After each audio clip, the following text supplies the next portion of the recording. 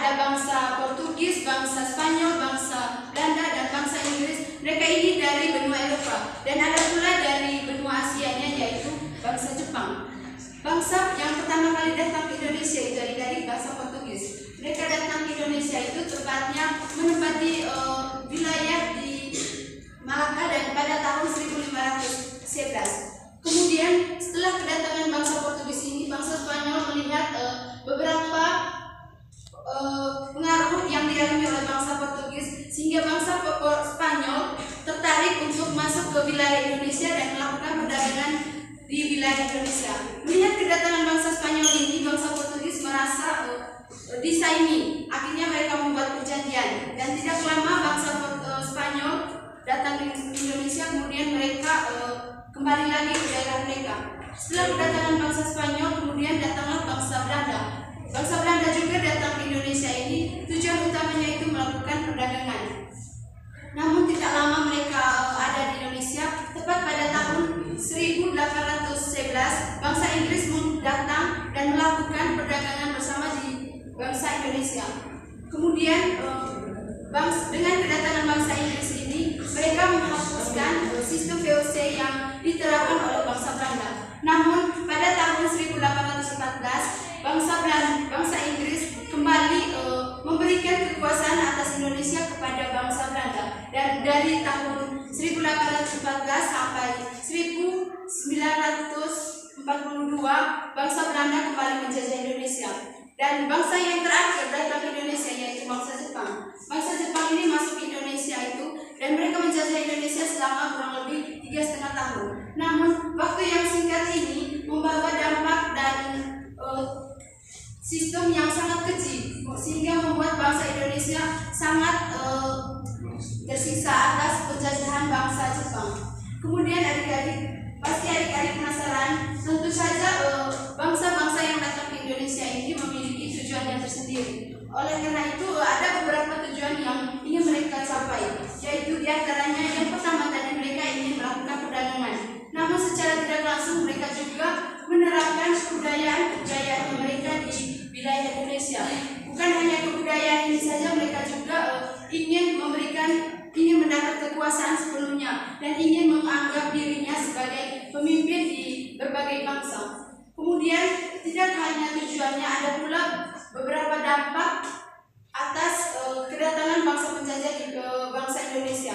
Dampak yang pertama yaitu dampak di bidang sosial budaya. Dengan kedatangan para penjajah ini, bangsa Indonesia memiliki beberapa kebudayaan yang semulanya mereka tidak miliki. Di antaranya yaitu mereka memiliki sistem kasta, di mana ada perbedaan sesuai dengan kesenjangan sosialnya. Kemudian dampak yang kedua yaitu ada dampak di bidang politik, di bidang pendidikannya. Dulu itu bangsa Indonesia semuanya tidak mendapatkan pendidikan, dikarenakan biayanya sangat mahal dan tidak mendapatkan kesempatannya. Dulu yang bersekolah hanyalah mereka yang kaum bangsawan atau kaum elit, dan juga hanya laki-laki saja. Perempuan di zaman dulu itu tidak diberikan kesempatan untuk sekolah. Kemudian dampak yang ketiganya yaitu dampak di bidang ekonominya.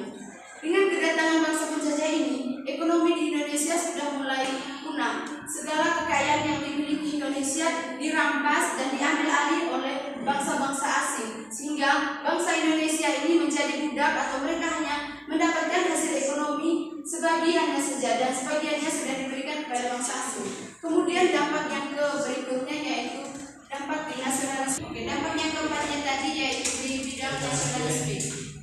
Oleh karena melihat kesengsaraan yang dimiliki oleh bangsa Indonesia ini, maka bangsa Indonesia tidak tinggal diam. Mereka ingin melakukan serangan balik terhadap bangsa-bangsa penjajah, yaitu mereka bangsa Indonesia memiliki rasa cinta terhadap tanah air mereka, yaitu tanah air Indonesia. Kemudian terkait dengan kedatangan bangsa penjajah ini, bangsa Indonesia tidak tinggal diam. Mereka juga melakukan perlawanan terhadap bangsa asing tersebut. Di antaranya yaitu ada perlawanan fisik dan juga organisasi. Perlawanan fisiknya yaitu mereka melakukan perang di Ponegoro Ponegoro. Kemudian perang lainnya juga yaitu perang Pattimura yang dipimpin oleh Pangeran Pattimura dan perang Padri yang dipimpin oleh Tuanku Imam Bonjol dan juga perang Aceh yang dipimpin oleh Cut Nyak Dieng. Kemudian selain perlawanan perang, mereka juga mendirikan beberapa organisasi.